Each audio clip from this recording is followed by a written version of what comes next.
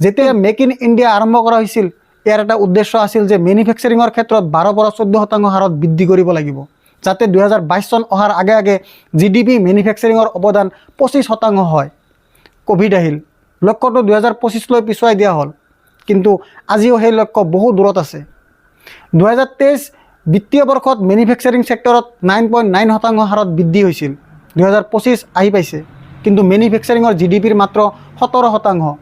নিজৰ লক্ষ্যতকৈ 8% কম। চৰকাৰে এতিয়া কোভিডৰ অজুহাত দি আঁতৰি যাব নোৱাৰে।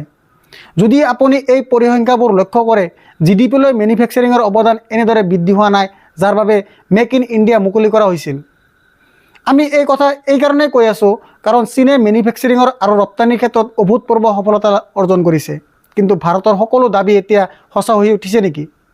আজিৰ পৰিস্থিতি এনেকুৱা হৈ পৰিছে যে আগতে কি দাবী কৰা হৈছিল আৰু আগতে কি দাবী কৰা হৈছিল চাব লাগিব, আৰু তাৰ পিছত দেখা গৈছে যে এই দাবীসমূহ সম্পূৰ্ণ হোৱা নাই। মোদী চৰকাৰৰ বহুতো দাবী যিটো সেই সময়ত শুনাত অভূতপূৰ্ব যেন লাগিছিল, যিসকলক অভূতপূৰ্ব বুলি গণ্য কৰা হৈছিল আৰু মহান প্ৰবন্ধ লিখিছিল, তেওঁলোকক প্ৰশংসা কৰা হৈছিল, সপোনবোৰ দেখুওৱা হৈছিল, বহুতে এতিয়া অতীত হৈ গৈছে।